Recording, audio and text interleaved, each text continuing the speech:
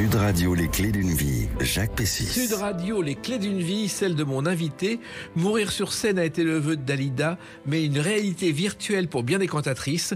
Vous en imaginez une qui meurt, mais plutôt de jalousie, pour raconter la plus célèbre d'entre elles, Maria Callas. Bonjour Emmanuel Schmitt. Bonjour. Alors Éric-Emmanuel Schmitt, on vous connaît bien sûr pour tous vos livres, vos pièces, vos films, tout ce que vous avez fait. Et là, vous surprenez encore avec ce livre La Rivale chez Albin Michel, qui est une histoire qu'on va évoquer, La Rivale de Maria Callas. Et comme nous sommes dans la semaine où Maria Callas, bien sûr, est née voici 100 ans, eh ben on va évoquer Maria Callas, que vous connaissez aussi, parce que la musique, oui. vous la connaissiez avant d'écrire ce livre? Ah oui. Mon amour pour Maria Callas a commencé un jour à la radio. C'était en 1977, j'avais 17 ans, et on a annoncé la mort de Maria Callas. Et tout d'un coup, j'ai entendu Maria Callas. Et cette voix m'a immédiatement fasciné. Et voilà, je l'aime depuis l'âge de 17 ans. Alors, on va évoquer son parcours à travers des dates clés. Et la première, c'est le 2 décembre 1923, quand elle naît à New York. Elle s'appelle Sophie Cecilia Kalogeropoulos. Oui, elle est de famille grecque, immigrée à New York. En fait, elle a été baptisée selon le rite orthodoxe quelques années plus tard, comme d'ailleurs tous les orthodoxes et grecs orthodoxes. Et c'est pour ça que quand Édith Piaf s'est mariée à Paris avec Théo Sarapo, qui s'appelait Théophilus Lamboukas et qui était grec, ils ont choisi l'église orthodoxe. Alors, elle s'appelle Anna et Maria, et elle va se faire appeler Mariana ou Mariana pendant l'école. C'est son prénom préféré, je crois. Oui, et c'est drôle parce que c'est quelqu'un qui s'est fabriqué toute sa vie, mais qui a aussi fabriqué son nom. Hein, vous voyez, dès le départ, elle choisit entre ses prénoms. Ensuite, elle choisira de s'appeler Callas. Exactement. C'est un être qui intervient dans son destin. Alors, elle intervient dans son destin aussi avec des parents très particuliers, car son père est pharmacien, sa mère est fille de colonel, et elle a une sœur, Jackie, qui est née un peu avant elle, et finalement, elle a une jeunesse au départ très, très heureuse à New York, c'est-à-dire ça marche très bien, la pharmacie. Oui, mais en même temps, dans cette famille, il y a une attitude de la mère qui va être une blessure. Oui, car c'est-à-dire que la mère aime sa première fille, l'aînée, et pas du tout Maria. Au départ, oui, à tel point qu'elle refuse de la prendre dans les bras les 4 premiers jours après sa naissance. Et puis, ça va changer, parce que finalement, la mère de Maria Callas, qui s'appelle, je crois, Evangelina, je crois. Eh bien, elle va voir en Callas la chanteuse qu'elle n'a pas été. Oui, il y a une grosse projection, et il y a chez Maria Callas l'acceptation de ça, parce que elle veut attirer l'attention et de sa mère sur elle, puisque sa sœur aînée est la beauté de la famille, la merveille, et elle sent que pour attirer l'amour, elle a besoin en fait de réussir quelque chose. Alors, il se trouve que si elle est née à New York, c'est que la famille a quitté la Grèce, car au départ, le père était en Grèce avec une pharmacie qui fonctionnait très bien. Et puis, il se trouve que elle est enceinte de 5 mois, je crois, la mère de Maria Callas, lorsqu'elles arrivent à New York, parce que le père a décidé qu'il fallait tenter l'aventure pour son couple comme pour sa profession. Et le père est quand même quelqu'un d'un peu volage. Oui. C'est-à-dire qu'il a plusieurs vies en même temps, mais il veille à ce que toute la famille s'en sorte financièrement. Oui, et ce qui est drôle, c'est qu'elle va quelque part reproduire ça plus tard, Maria Callas. Elle va d'abord choisir un mari qui est le contraire de son père, c'est-à-dire sérieux, totalement dévoué à elle, etc., Meneghini. Mais quand elle tombera amoureuse, ça sera aussi d'un homme qui court les femmes, ça sera Aristote Onassis, et elle va connaître le malheur qu'a connu sa mère. Voilà. Il se trouve aussi que Maria Callas, au départ, donc elle vit confortablement dans cette famille. Sa mère était déçue parce qu'elle voulait un garçon. Et c'est une fille, c'est un problème. Alors vous savez, ça me fait penser à une chose qu'elle a déclarée un jour dans une interview.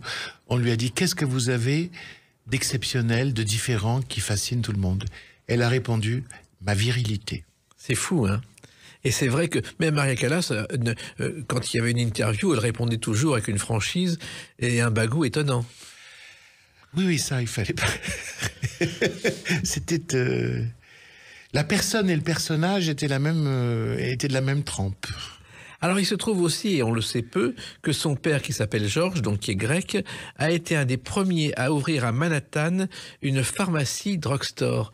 À l'époque, elles étaient au Québec, ça s'appelle la Splendid Pharmacie, et celui qui avait chanté les drugstores au Québec, les pharmacies, c'était lui. les pharmacies, on vend du nougat et du chocolat, des bonbons au citron, des Et stylos. c'est vrai que Charles Trenet a connu le Québec où il a été Oui. un des premiers Français à arriver. Et c'est vrai que le père a été une star, entre guillemets, des journaux quand il a ouvert sa pharmacie. Ah oui, je savais pas. Ah, c'est étonnant. Hein. Et alors, finalement, le problème, c'est le krach boursier de 29 qui fiche en l'air la famille. Parce que finalement, il se retrouve sans argent, sans travail, avec un père qui est volage. Et Maria Callas, je crois qu'elle a eu un accident, je ne sais pas si vous le savez. Elle s'est fait renverser par une voiture à l'âge de 5 ans et elle aurait passé quelques semaines à l'hôpital avec un traumatisme. Je sais pas si vous... Mais elle inventait beaucoup, je crois. Mais je ne peux pas savoir ce qu'elle inventait. Oui. Alors, et c'était aussi... Elle a été, vous savez, une reine du marketing avant la lettre. Ah oui, ça c'est extraordinaire. Elle avait le sens de sa mise en scène, qui est presque allé jusque dans sa mort, qui était aussi une mort d'héroïne d'opéra. C'est-à-dire qu'elle avait ce sens, et pourquoi elle faisait ça? Parce que c'était son personnage? Moi, je pense que c'était pour une enfant mal aimée, qui voulait attirer l'attention sur elle, et puis en même temps, inhérent à sa personnalité, un désir de perfection. Donc il fallait qu'elle transforme la vie et qu'elle se transforme elle-même en un personnage haut en couleur. Alors, sa mère a été très importante, parce que c'est sa mère, finalement, qui a commencé à la tourner vers l'opéra et la musique. Oui, elle adorait l'opéra et c'est vrai qu'elle a reconnu tout de suite dans la voix de sa fille quelque chose d'exceptionnel. Oui, et que personne n'imaginait. Et je crois que le père de sa mère, donc son grand-père, était lui aussi un chanteur d'opéra. Ah, je ne savais pas. Voilà, donc c'est pour ça que la mère, Evangelia, a décidé de faire ça. Alors, il y a eu le problème du père qui partait tout le temps, et la mère a dit beaucoup de mal du père à Maria Callas, qu'il a cru au début. Oui, et puis comme elle allait de toute façon après chanter pendant des décennies sur scène les femmes malheureuses, elle avait pris le pli. Voilà. Alors, elle a été la première, je crois, Evangelia, à convaincre sa fille qu'elle pouvait être cantatrice de par sa voix particulière. C'est étrange, la voix de Maria Callas. C'est pas la plus belle voix du monde, mais c'est une voix longue, puissante, avec un grain tout à fait spécial. C'est vraiment une voix unique. Et on sait pour d'où vient ce grain, qu'est-ce qui a été de particulier? Tout a été dit, mais il semblerait que, évidemment, c'est les résonateurs qui font le timbre d'une voix. Et elle avait un palais en ogive. Un palais en ogive, c'est-à-dire comme une ogive de cathédrale. Ce qui créait cette résonance absolument incroyable et ce qui lui permettait parfois de tuber les sons, mais même quand ils n'étaient pas tubés, qu'il y ait cette intensité de résonance. Et je crois qu'elle a découvert l'opéra, Maria Callas, grâce au phonographe que sa mère a acheté. Elle a commencé à écouter les classiques. Oui, et puis je crois qu'elle chantait aussi des variétés, le jazz. Tout à fait. Mais le classique, c'était l'obsession à la maison de faire entendre ça à sa fille et à Jackie, sa sœur aînée, qui a chanté aussi, qui aurait pu être une chanteuse d'opéra aussi. C'est difficile d'être une chanteuse d'opéra à côté de Maria Callas. Mais surtout, Maria Callas, elle écoutait les mélodies, elle les reprenait instantanément. Oui, alors ça, elle a été une grande musicienne, c'est pour ça qu'elle a laissé une trace pareille. Elle jouait tout à fait bien du piano, elle déchiffrait, elle apprenait très très vite les rôles parce qu'elle était vraiment rompue au solfège et à la musique. C'est un don musical, ça ne s'apprend pas. Et elle a commencé à l'âge de 8 ans déjà à chanter et à apprendre la musique et les premières notes. Ce qui est trop tôt en fait. Pas étonnant qu'après sa carrière ait été plus courte. On dit aujourd'hui, on disait aussi dans le passé qu'on ne doit pas se former au chant d'opéra, c'est-à-dire qu'il mobilise tout le corps avec les muscles et les résonateurs. On dit qu'il faut pas le faire trop tôt parce que ça peut abîmer une voix. C'est vrai, beaucoup de professeurs de comédie musicale disent ça aujourd'hui. Il faut attendre la mue pratiquement. Oui. Et elle a commencé dès 10 ans à faire des concours. Elle a gagné un concours. Le premier concours qu'elle a gagné, je crois, c'était avec sa sœur. Elle a gagné une montre, un concours d'amateur qui était l'équivalent de The Voice à l'époque aux États-Unis. Et il y a un professeur qui a dit qu'elle avait un rossignol dans la gorge. Oui, elle avait aussi un tigre. Hein. Oui, oui, mais elle recevait déjà des compliments. Elle aimait, elle avait besoin d'être aimée et chanter lui permettait d'être aimée. Vous connaissez comme moi, Jacques, les personnalités de gens qui deviennent des stars. Il y a une blessure d'amour, un manque d'amour qui les pousse après à le rechercher absolument. Et elle adorait les compliments, mais je crois qu'elle a gardé, enfant, un carnet d'autographes où tout le monde venait lui mettre un petit mot en disant « Bravo, c'est très bien ce que tu fais ». Et c'est vrai qu'on sent, dans ce besoin d'être aimé, que ça correspond aussi à son talent et à son envie d'aller plus loin et à son travail. C'est-à-dire qu'elle a poussé justement l'exigence de satisfaire les autres et en même temps de satisfaire les compositeurs dont elle interprétait les œuvres au plus loin. C'est-à-dire que chaque soir qu'elle chantait, c'était la défonce absolue. Qu'elle joue dans un petit théâtre, dans un grand théâtre, avec un public qui s'y connaît ou qui n'y connaît rien. Cette espèce de générosité éperdue au service et du public et de l'art, ça a marqué toute sa carrière. Et c'est vrai qu'elle a tout donné, et c'est peut-être pour ça qu'elle nous a quittés très vite. Oui, clairement. On dit toujours que... Par exemple, elle avait une voix très longue. Il y a beaucoup d'autres femmes qui ont une voix très longue. Mais elle décide... Elle décide de chanter dans toutes les hauteurs de sa voix, c'est-à-dire le suraigu comme un soprano léger, le milieu comme un soprano lyrique, dramatique, et aussi le grave comme une mezzo, voire une alto. Et généralement, quand on fait ça, on bousille sa voix. Et on doit faire sa carrière dans la zone de confort, la zone qui ne fatigue pas les cordes vocales. Elle a fait l'ensemble, et conclusion, à l'âge où une cantatrice est à son sommet, elle quitte la scène. Et voilà. Mais elle a fait d'autres choses entre-temps. Entre-temps, oui. Et il y a une autre date importante, c'est le 15 novembre 1934. On en parle dans quelques instants en se souvenant de Maria Callas avec Éric Emmanuel Schmitt sur Sud Radio. Sud Radio, les clés d'une vie, Jacques Pessis. Sud Radio, les clés d'une vie, mon invité Éric Emmanuel Schmitt. Nous parlerons tout à l'heure de La Rivale de Maria Callas, un livre, un roman qui est sorti chez Albin Michel. Vous évoquez aussi Maria Callas. Alors ça, c'est les secrets de Maria Callas inconnus. Et nous, on revient à sa vie connue à travers des dates clés, puisqu'il y a 100 ans, elle est née, cette grande cantatrice. Et puis, le 15 novembre 34, j'ai découvert la date de sa première audition. C'est à la radio. Et elle est avec sa sœur Jackie. Et elle fait un concours où elle va remporter le premier prix et elle chante quelque chose qui a beaucoup compté pour elle, qu'elle a interprété des centaines de fois.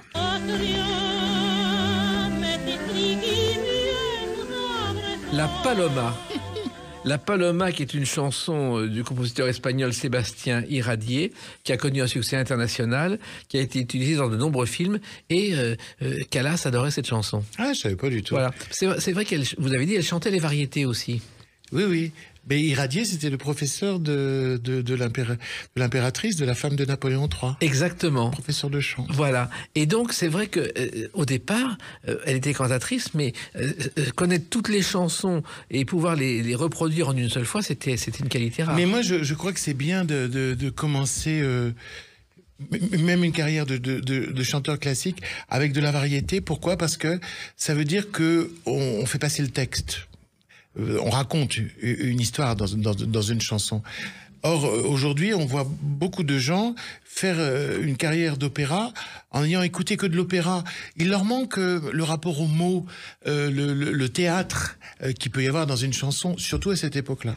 Et inversement, des musiciens qui sont destinés à devenir des musiciens classiques, comme Marguerite Monod ou Gérard Calvi, qui font la Villa Médicis à Rome, ils deviennent musiciens de variété. Exactement. C'est assez particulier. Alors, il se trouve qu'elle tombe aussi à une époque où elle commence à avoir quelques articles dans la presse, parce que c'est l'époque des enfants surdoués, comme Judy Garland ou Shirley Temple. Oui. Ça, c'est vrai que c'est une époque très différente. D'ailleurs, Shirley Temple a failli faire Le Magicien d'Oz à la place de Judy Garland. À l'époque, personne n'en voulait.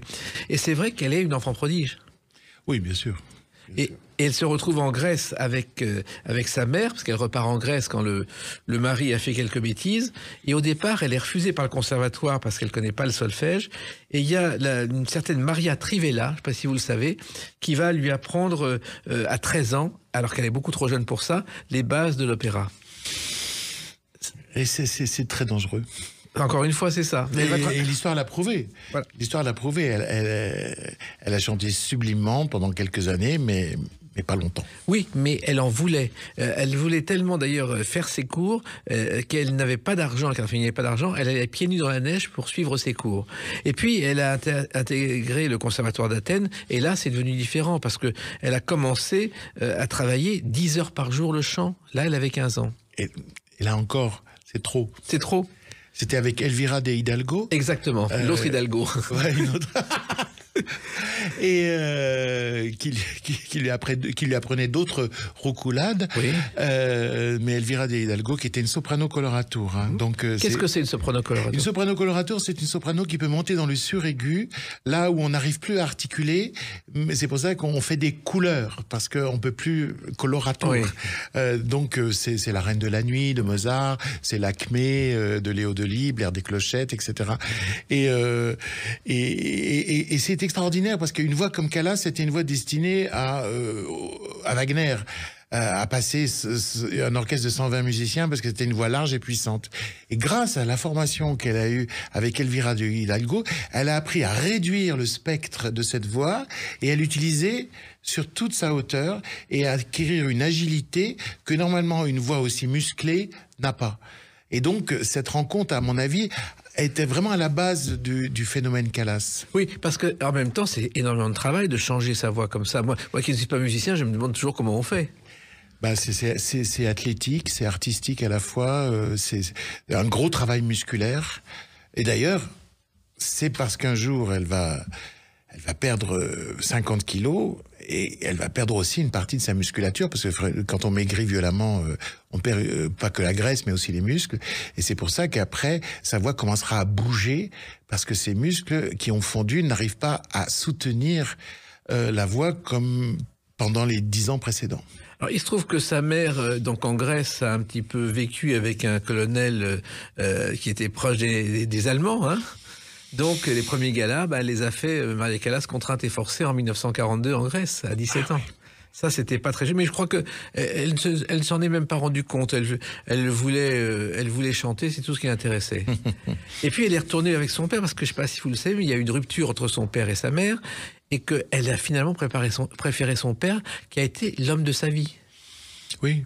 D'ailleurs, le mari suivant est un vieux monsieur. Voilà, et c'est vrai que avec son père, elle a commencé à être heureuse, à être aimée, et puis elle a commencé à chanter en Italie aux arènes de Vérone. Et je sais pas si vous êtes... Elle avait déjà chanté en Grèce, hein. Elle avait chanté... Un petit peu. Oui, Fidelio, des gros rôles dès l'âge de 15 ans. Et puis finalement, elle va chanter à Vérone. Alors, et à Vérone, elle a dû emprunter $1000 à son parrain pour faire le voyage des États-Unis pour ce premier concert qui a été la base de tout, parce que elle a rencontré un certain Tullio Séraphin, voilà, chef d'orchestre, qui est à la base de tout. Oui, parce que il a vu arriver un être exceptionnel. Lui, c'est un grand chef. Après, elle a fait plein d'enregistrements avec lui, des enregistrements qui font référence. Et il a vu le phénomène que c'était. C'est-à-dire cette voix qui était faite pour chanter Isolde de Wagner dans Tristan et Isolde, c'est-à-dire cette voix large et puissante, qui avait réussi à s'affiner suffisamment pour pouvoir aussi chanter le répertoire lyrique italien le plus sophistiqué, le plus virtuose, le plus raffiné. Mais c'est unique ce genre de choses dans l'histoire de l'opéra ? Complètement. Là, très franchement, ça ne s'est jamais reproduit. C'est peut-être pour ça qu'elle est aussi légendaire. Je pense, parce que y a eu des voix très longues, mais puissantes, timbrées et capables de parcourir toute l'étendue de la voix de femme humaine. Franchement, il n'y en a eu qu'une. Et je crois qu'une chose importante, ça a été aussi la Valkyrie à ses débuts, à cette époque-là, qu'elle a appris en 8 jours. Oui, et en italien. Et en italien. Alors qu'elle ne parlait pas italien. Au départ, non. Mais vous savez, d'ailleurs, on a récemment publié chez Albin Michel ses lettres, oui, toute sa correspondance. Ça a été un travail de dingue, parce qu'au fond, elle ne parlait bien aucune langue. Enfin, elle n'écrivait bien aucune langue, parce que l'américain, elle l'avait quitté aussi assez jeune. Le grec, elle était vite partie en Italie. L'italien et le français. Et donc, toutes ces langues, elle connaissait l'allemand. Mais elle n'écrivait aucune de ces langues vraiment bien. Donc, il a fallu, pour l'édition, corriger beaucoup. Cette correspondance, ça permet de connaître son parcours. Oui. Parce que finalement, comme elle racontait quelquefois n'importe quoi, on ne savait pas exactement quel était son parcours.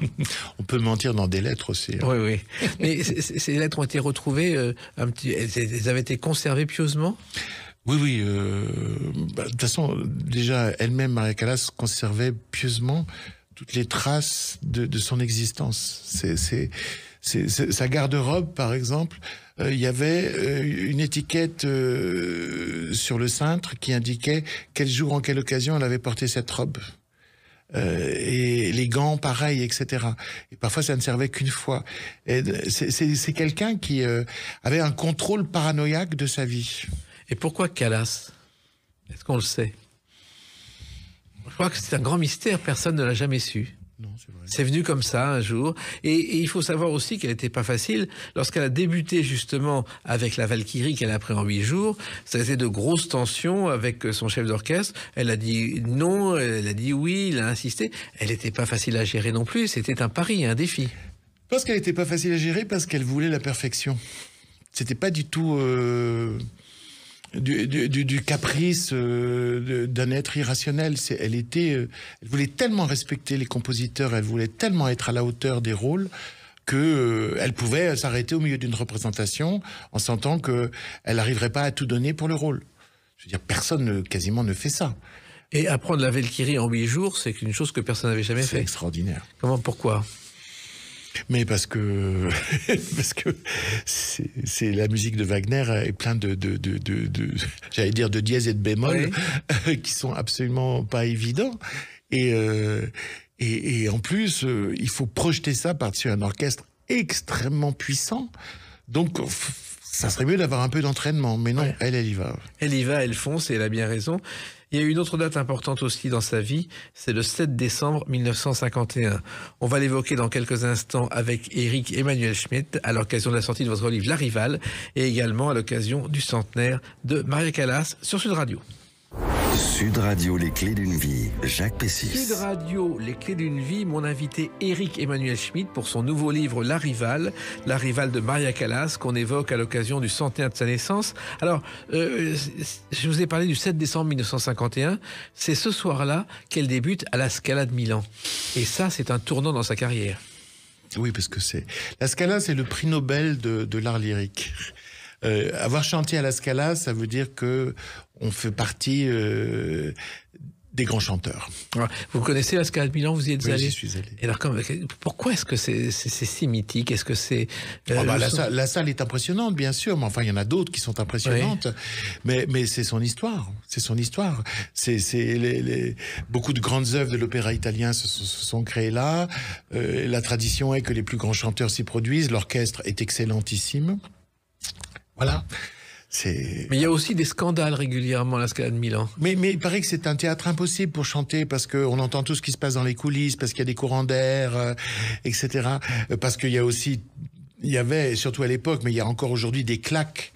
C'est-à-dire, carrément, les chanteurs payent leurs claques, comme en France au 19e siècle, au boulevard du Crime. Oui. Hein, et donc, on paye une claque pour applaudir tel chanteur, et puis siffler, huer son ou sa rivale. Donc, c'est une foire en même temps, c'est un cirque. Mais l'opéra, c'est toujours ça. L'opéra, c'est la mise en danger. Les chanteurs sont en danger parce que c'est très, très difficile de chanter, et de chanter sans micro, et de passer par-dessus l'orchestre, et de faire des virtuosités. Les chanteurs sont en danger, et en plus, le public, qui est féroce, particulièrement à la Scala, les met encore plus en danger. Mais parfois, de cette tension extrême, ressortent des triomphes.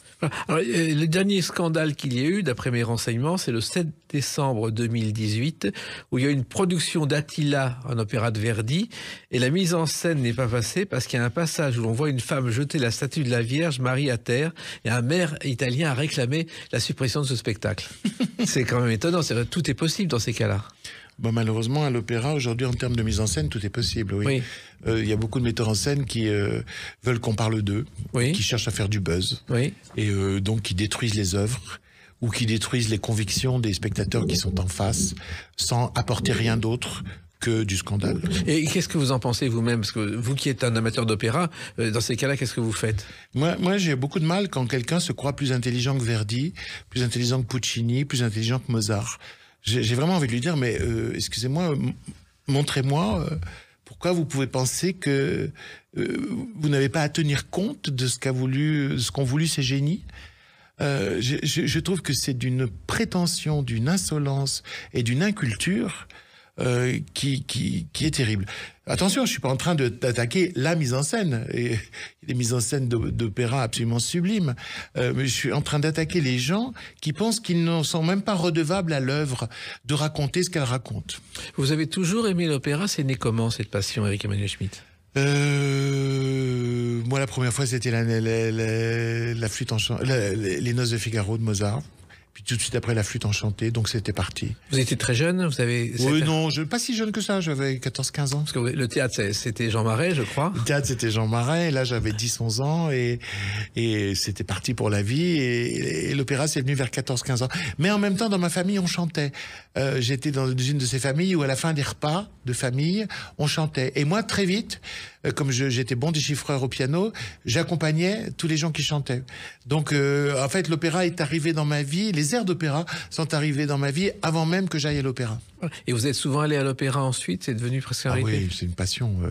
Quand je suis arrivé à Paris en 1980, je faisais la queue à 6h du matin, 15 jours avant, pour avoir des places au Paradis, mais j'avais pas d'argent. Oui. Donc j'achetais des places au Paradis. Au sommet, c'est-à-dire? Voilà, qui étaient pas chères et où on entendait merveilleusement bien et où on voyait quand même.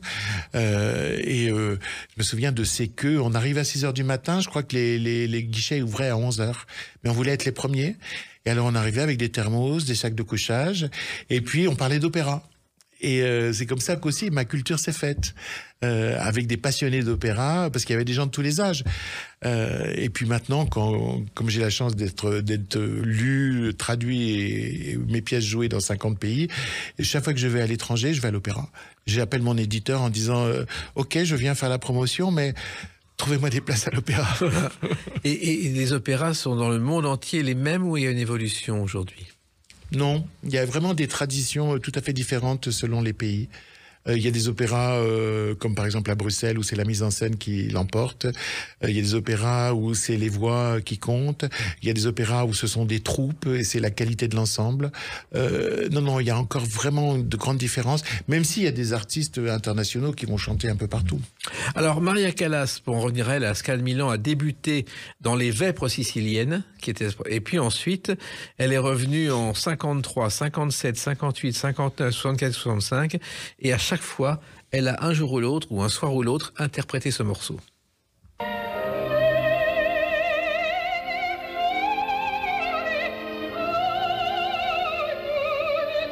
Vous reconnaissez la Tosca? La Tosca, la prière de la Tosca. C'est magnifique parce que ça résume une vie d'artiste. Le texte est j'ai toujours vécu d'art, j'ai toujours vécu d'amour. Je n'ai jamais rien fait de mal. Et pourquoi est-ce que je dois voir ça? Pourquoi est-ce que je dois voir mon amant fusillé? Pourquoi est-ce que je suis la victime d'une volonté politique écrasante, etc. La vie pourrait être consacrée à la beauté et à l'art, et ça n'est pas le cas. On est dans un monde chaotique.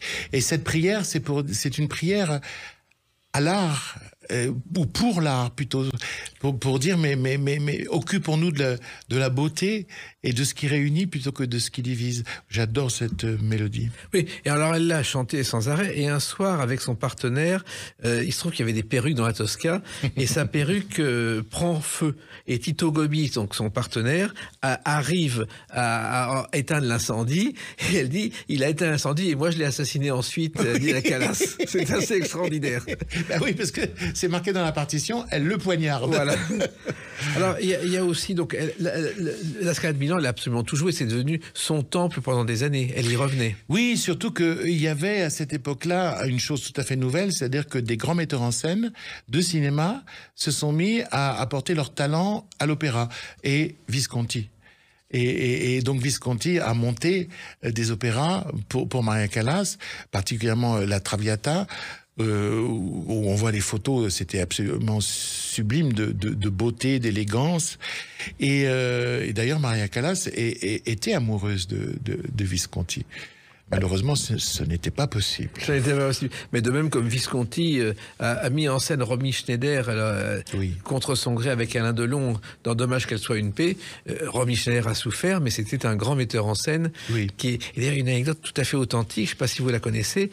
Alain Delon, jeune comédien, est à Cannes et il est reçu par Visconti. Et il ressort en disant mais ce type est extraordinaire, il a des bagages à son nom, LV. Il ne savait pas ce qu'était Louis Vuitton. C'est authentique. Alors, il se trouve aussi que là, effectivement, vous le dites, Maria Callas a maigri et ça a été un événement parce qu'elle a perdu une 30aine de kilos. Oui, elle était dodue, elle était boulotte, l'opéra lui demandait d'incarner des pures jeunes filles graciles ou des tuberculeuses comme la Traviata, et elle a décidé qu'il fallait qu'elle puisse être crédible, parce que l'opéra, c'était du théâtre. Et elle est devenue ensuite l'égérie des grands couturiers. Oui. Givenchy, et puis d'autres. Et elle adorait le look à la Audrey Hepburn. Et donc, il y avait comme un concours d'élégance entre elles deux par image interposé. Oui, et puis il y avait dans la presse, ce qu'on n'appelait pas encore People, mais la presse sensation, son histoire d'amour avec Onassis, qui est née, je crois, un jour en juillet 59 sur le yacht d'Onassis. Alors ça, c'est sans doute une très bonne nouvelle pour Maria Callas et une très mauvaise nouvelle pour l'opéra. Oui. Parce qu'Onassis détestait l'opéra.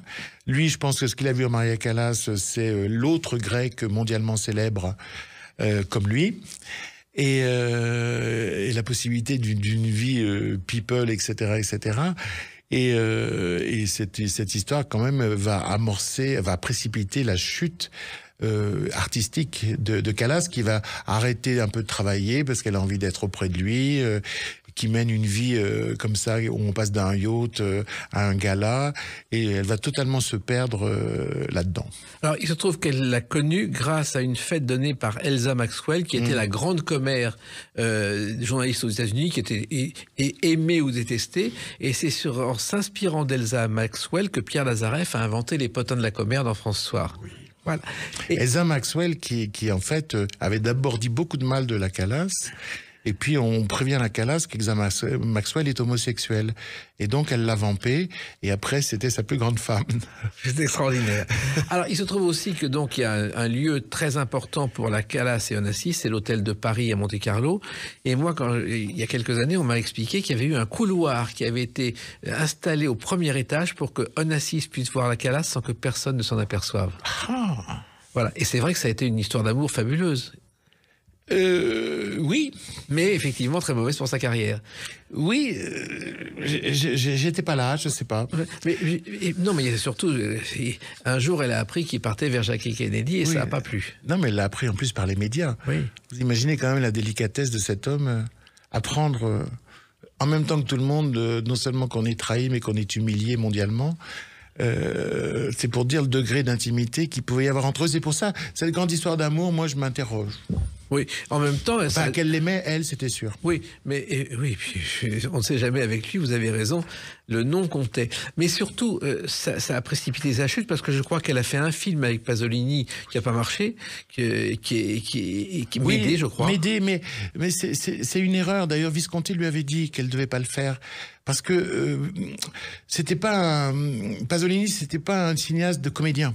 Il n'était pas du tout passionné par les comédiens. C'était un génial cinéaste, mais c'était pas quelqu'un qui mettait en valeur des comédiens. D'ailleurs, il prenait souvent des inconnus pour faire ses films. Et en plus, il prend Maria Callas et elle a un rôle quasi muet. Donc, c'est quand même très frustrant pour le spectateur. Donc, c'était pas une bonne idée. Et ce qui n'était pas une bonne idée non plus, c'est les derniers concerts qu'elle a fait, car sa voix avait un peu disparu. Je crois qu'elle a terminé sa carrière au Japon.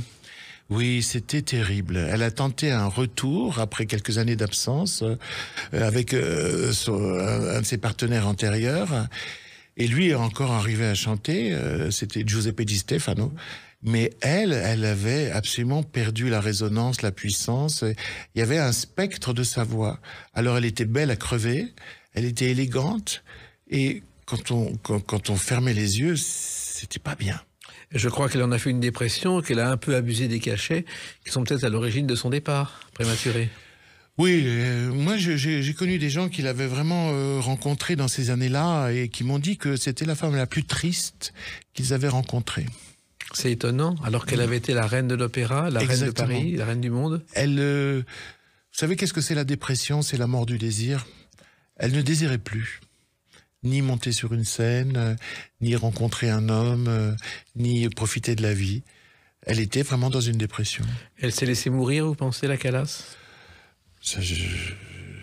En tout cas, j'allais dire que Je n'allais pas dire que c'est ce qu'elle avait de mieux à faire, mais si elle ne guérissait pas, oui, c'est ce qu'elle avait de mieux à faire. Hélas. Et puis elle avait une rivale imaginaire qu'on va évoquer à travers la date du 2 décembre 2023, le centenaire de sa naissance. À tout de suite sur Sud Radio avec Éric Emmanuel Schmitt pour parler de Calas et de sa rivale. Sud Radio, les clés d'une vie, Jacques Pessis. Sud Radio, les clés d'une vie. Mon invité Éric Emmanuel Schmitt, aujourd'hui 2 décembre 2023, centenaire de la naissance de la Calas. Et vous avez profité de cet anniversaire par rapport à votre passion de l'opéra et par rapport à votre amour de la Calas pour imaginer une rivale. C'est un roman qui paraît chez Albin Michel. Un roman, vous avez imaginé une rivale, inventé un personnage, mais en même temps, en filigrane, vous évoquez la Calas. Pourquoi avoir fait ce livre d'abord ? J'ai voulu à la fois parler de l'opéra, parler de la Calas, mais parler de la vie, bien sûr, comme toujours quand on écrit un roman. Vous savez, il y a dans ce roman 2 personnages. Il y a Carlotta Berlumi et il y a Maria Callas. Enfin, il y a d'autres personnages, bien sûr. Mais Carlotta Berlumi, c'est une femme qui est très hédoniste, qui est dans le plaisir. Alors, elle a une jolie voix. Alors, elle chante. Elle aime les hommes. Elle aime la nourriture. D'ailleurs, ça pose problème parce que parfois elle rentre plus dans ses costumes. Mais elle fait pas beaucoup d'efforts. Et en face, il y a une folle furieuse, selon elle, qui commence en même temps sa carrière qu'elle, qui s'appelle Maria Callas, et qui, elle, est beaucoup moins gâtée. Elle n'a pas une très belle voix, elle a une voix unique, mais pas aussi belle et soyeuse que celle de Carlotta Berlumi. Elle a un physique au départ difficile. Bref, quand ces 2 femmes se rencontrent, Carlotta Berlumi pense pas du tout qu'elle puisse avoir une rivale en Maria Callas. Et puis tout d'un coup, leurs destins vont prendre des directions contraires. Callas va monter et Berlumi va descendre. Et j'oppose finalement deux psychologies, c'est-à-dire une qui fait les choses sans effort, et Carlotta, et l'autre, Maria Callas, qui est une forcenée du travail, de l'exigence, qui transforme sa voix, son corps, qui se donne totalement à ce qu'elle fait. Et le propre de Carlotta Berlumi, c'est qu'elle, au lieu de se dire je n'en fais pas assez, elle se dit ma carrière baisse. Pourquoi ? Forcément, ce n'est pas de sa faute. Vous savez, il y a des gens qui sont comme ça, c'est-à-dire tout ce qui arrive de bien, c'est grâce à eux, mais tout ce qui leur arrive de mal, c'est pas de leur faute. Et elle pense carrément que quelqu'un nuit à sa carrière, sa rivale, Maria Callas, et elle est persuadée que Maria Callas appelle les théâtres dans lesquels avant elle chantait en alternance pour dire ne la prenez pas parce que ça lui ferait de l'ombre, etc., etc. Et donc elle a un principe d'explication, elle a trouvé un bouc émissaire qui justifie que, au fond, sa carrière soit en perdition. Et alors, ça me permet de faire un portrait aussi de Callas, mais nouveau parce que à travers quelqu'un qui la déteste, oui, qui ne comprend pas ce qu'on lui trouve, sauf une fois quand elle va assister à une représentation où elle a un moment d'égarement où tout d'un coup elle se met à aimer ce qu'elle voit, mais après elle se reprend très vite. Et je trouve que c'était intéressant parce que ça montrait aussi que la vie de Callas n'a pas été facile, au sens où ce qu'elle faisait ne plaisait pas du tout à tout le monde. Ce qu'elle faisait était nouveau pour beaucoup d'oreilles, et la façon dont elle le faisait sortait totalement des canons de l'époque. Et donc c'est aussi en creux vraiment une manière de montrer l'unicité, la singularité de Callas. Oui, en même temps, votre personnage qui est totalement imaginaire, elle est pas, bon, ça ressemble peut-être à un mélange de certaines chanteuses d'opéra, non ? Oui, il y a un peu de Renata Tebaldi, il y a un peu de Renata Scotto, il y a beaucoup de Renata. Non, bien sûr, elle ressemble à des chanteuses que je connais, qui aiment la vie, qui aiment chanter, mais qui vont pas se prendre la tête pour interpréter une tragédie. Voilà. Il se trouve en plus que votre personnage de Carlotta explique très sérieusement que la Callas a été autant sifflée qu'applaudie. Ce qui est vrai. Qu'elle a reçu des bottes de radis, des navets. Des navets. Alors, vous savez, elle était myope comme une taupe. Hein. Elle voyait même pas le chef dans la fosse. Oui. C'est d'ailleurs pour ça qu'elle apprenait si bien ses partitions, parce qu'elle pouvait pas se fier au chef. Et donc du coup elle évoluait sereine sur scène, elle voyait rien. Et c'est aussi pour ça qu'elle répétait beaucoup les mises en scène, parce qu'elle pouvait tomber dans la fosse si elle n'avait pas calculé ses pas. Donc tout ça, ce perfectionnisme venait aussi d'un défaut qu'elle compensait sublimement. Et effectivement, comme elle était très très discutée et très clivante, certains soirs, eh bien, il tombait des bouquets de fleurs, mais il tombait aussi des bouquets de navets. Oui. Et alors, elle avait un culot extraordinaire parce qu'elle ne voyait rien. Mais elle entendait le navet. Et quand il y avait un bouquet de navets, elle le prenait, elle le mettait contre sa poitrine, elle faisait croire que c'était des fleurs, et elle remerciait le public pour se foutre de la gueule de ceux qui l'insultaient. Et ça marchait. Mais c'était là, vous savez, il y avait l'Alcazar de Marseille à une époque où les chanteurs étaient hués par les spectateurs. Et un jour, il y a un chanteur qui reçoit des tomates, des poires, enfin tout ce qu'on peut imaginer. Et sa femme en coulisses qui continue à tricoter tranquillement. Il dit, mais vous n'êtes pas inquiète parce que votre mari a reçu des tomates? Tu fais, oh non, hier, à Montpellier, ils me l'ont battu. C'est vous dire. Alors, c'est vrai que ça, ce sont des détails qu'on ne connaissait pas sur Maria Callas, que vous avez voulu mettre en avant pour justement montrer la complexité du personnage. La complexité du personnage, en fait, c'est pas un personnage qui a tout reçu dans le bec, mais c'est un personnage qui a en fait compensé et le manque d'amour, et des difficultés vocales, et des difficultés physiques. C'est quelqu'un qui s'est totalement construit.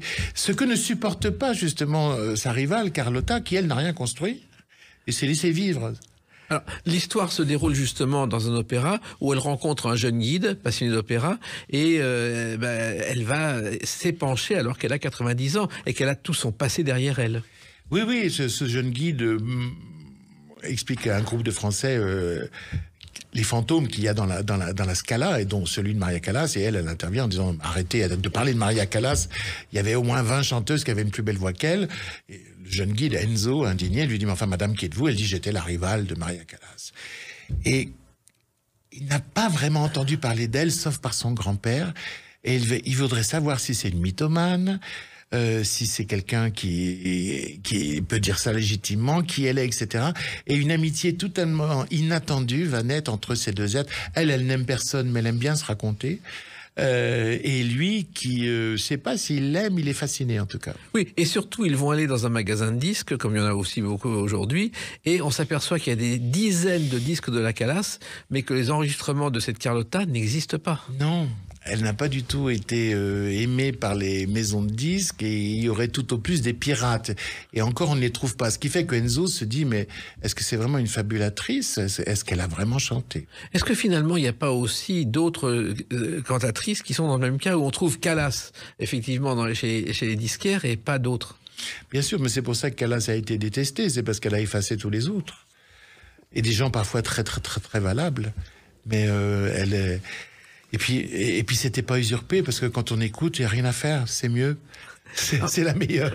Alors, il y a une autre chose que vous évoquez à travers la personnalité de Carlotta, c'est la diction de la Callas qui était, qu'elle critique bien entendu. De toute façon, elle critique tout de Callas. Elle ne comprend pas. Pour elle, une belle voix, c'est une voix dorée, c'est une voix lumineuse, c'est une voix comme du miel. Une belle voix, si vous voulez, c'est Montserrat Caballé, ou c'est Kirité Kanawa, aujourd'hui Annette Breko. Oui. Et Callas, c'est pas ça. Il y a du grain, c'est parfois un peu âcre, ça rejoint presque le cri parfois. Et donc, elle ne comprend pas ça. Et surtout, elle dit que Callas avait le génie de la publicité, qu'elle a tout inventé de sa vie et de sa mort. C'est-à-dire que si on veut être de mauvaise foi et qu'on regarde la vie de Callas, on se dit oui, et c'est ce qu'on faisait tout à l'heure tous les deux. Oui. Elle a pris sa vie en main. Dès le départ, puisqu'elle a choisi son prénom, puis après elle a choisi son nom, puis après, c'est comme si elle avait choisi son physique, en décidant de lutter contre les kilos, et puis sa voix, elle l'a adaptée à tous les rôles, et puis tout d'un coup, quand elle chante plus, finalement, elle transforme sa vie en destin, elle devient un personnage d'opéra. Elle chante plus l'opéra, mais elle devient un personnage d'opéra, c'est-à-dire recluse, malheureuse, d'amour, et finalement s'éteignant. Vous savez, toutes les grands rôles de femmes d'opéra meurent au dernier acte, et elle précipite aussi le dernier acte et elle meurt. Et ça, de l'extérieur, pour Carlotta, qui est une envieuse, une jalouse et qui est cruelle, elle se dit Peut-être qu'elle n'a pas réussi sa vie, mais elle a réussi sa mort. Voilà. Mais il se trouve elle a eu d'autres soucis. En 1942, elle fait ses débuts à l'Opéra d'Athènes dans la Tosca. Et le soir de la première, Callas est entrée en scène avec un œil au beurre noir. Elle s'était jetée sur un homme pour lui déchirer le visage. Il s'était battu. Et ça se terminait comme ça. Et le chanteur en question a dit de Callas à l'époque, cette grosse pute, ça ne réussira jamais. Et ça, c'est authentique aussi. Et justement, on apprend dans ce livre, à travers votre plume et à travers ce personnage imaginaire qu'est Carlotta, que finalement, elle aurait été plus douée pour le théâtre et le cinéma que pour l'opéra. Oh, non, aussi douée. Aussi douée. Parce que c'est ça qui a été le phénomène Callas, c'est qu'elle a aussi rendu le théâtre à l'opéra. Elle a ramené l'opéra à sa dimension justement d'un spectacle qui raconte une histoire et qui bouleverse par l'histoire qu'il raconte, et pas juste un phénomène de chant avec des jolies airs qui se succèdent. Et ça, Carlotta, justement, qui elle aime juste chanter, et puis elle trouve que ça suffit, elle va pas en plus faire croire qu'elle est prostituée dans la Traviata, alors que Callas... Voilà, passait pour une sublime prostituée quand elle jouait la Traviata sous la direction de Visconti. C'est-à-dire, tout d'un coup, voilà, c'est la vision complète de l'opéra qu'apporte Callas. Alors que l'opéra, parfois, s'endort dans les bons chanteurs qui font se succéder les beaux airs. Voilà. Alors qu'elle va beaucoup plus loin, ça devient effectivement un film. C'est vital. C'est une vie, c'est comme sa un vie. film, c'est comme une pièce de théâtre, c'est vital, c'est intense. Et elle ose faire des sons qui ne sont pas beaux parce que le personnage, par exemple, est mourant. Alors, elle pense qu'il faut que ça soit quand même assez joli, mais que ça doit être aussi un soupir ou un cri. C'est-à-dire qu'elle colore d'expressivité absolument toutes ces phrases musicales. Alors, vous évoquez une scène, est-elle authentique, est-elle inventée? Un soir de 1958, le 2 janvier. Ça, c'est vrai. C'est vrai, l'Opéra de Rome, elle a chanté devant le président de la République et la Callas n'a pas terminé son récital. C'était pas un récital, c'était Norma. Ouais, et alors, c'était un grand événement. Il y avait tout le cinéma italien. Il y a à l'époque Sofia Loren, Gina Lollobrigida, etc., etc. Et il y avait le président de la République qui, 3 semaines avant, l'avait décoré. Et c'était un grand événement. Elle entre, elle est sublime, elle est belle. Elle chante le premier acte super bien. Et l'entracte dure. Et on apprend qu'elle ne chantera pas le deuxième. Elle estimait qu'elle n'avait pas la voix pour. Alors moi, je raconte autre chose, parce qu'on n'a jamais su. Oui. Donc moi, je vois l'intervention de Carlotta dans tout ça. Mais effectivement, ce qui est quand même incroyable, c'est que cet événement avait fait le tour de la Terre.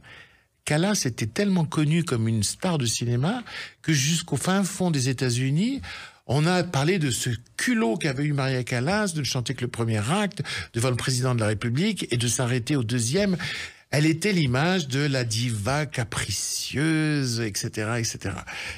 En fait, je crois que c'était de l'exigence artistique, mais ce qui faisait sa réputation, c'était de penser que c'était des caprices. Donc en fait, dans le monde entier, on ne savait pas quel était le nom du président de la République italienne, mais on savait qu'il était Maria Callas. Exactement. Et résultat, Carlotta, votre héroïne, explique qu'elle finira aux oubliettes, et ça n'a jamais été le cas. Ben voyez là, pour ces 100 ans, on est en train d'en parler. Mais pourquoi justement est-ce que quelqu'un pensait qu'elle passerait à la postérité, à commencer par elle-même? Oui. Tullio Serafine, que vous évoquiez tout à l'heure, le grand chef d'orchestre italien, qui était un vieux monsieur quand il l'a rencontré, il a vu qu'il était en face d'un être exceptionnel. Elle avait une conscience de son art exceptionnelle. Vous savez, les grands artistes savent à quel niveau ils sont, parce qu'ils voient très bien que les autres n'y sont pas. Donc, elle savait. Bien sûr qu'elle savait. Et je pense qu'elle a beaucoup souffert de ne plus pouvoir assez vite, parce qu'elle était très amoureuse de son art aussi. En tout cas, vous tomberez, je suis sûr, amoureux de ce livre, parce qu'on apprend des choses sur Maria Callas, mais en même temps, on a une histoire étonnante, comme vous savez les créer, Éric Emmanuel Schmitt. Puis elle est amusante, cette Carlotta. Oui. Elle est méchante, mais elle est touchante. Oui, il y a beaucoup d'humour, et dès qu'il y a de l'humour, vous êtes partant, effectivement. Mais ça s'appelle La Rivale, c'est chez Albin Michel, un livre de plus à votre actif, pour vivre votre passion de l'opéra, qui va continuer. Ah oui, ça, c'est sûrement... Si vous me faites choisir entre une soirée au théâtre, une soirée de lecture et un opéra, Malheureusement, je vais aller à l'opéra. Oui, ben non, ce sera une soirée de lecture pour découvrir La Rivale chez Albin Michel. Merci Éric Emmanuel Schmitt. Les clés d'une vie, c'est terminé pour aujourd'hui. On se retrouve bientôt. Restez fidèles à l'écoute de Sud Radio.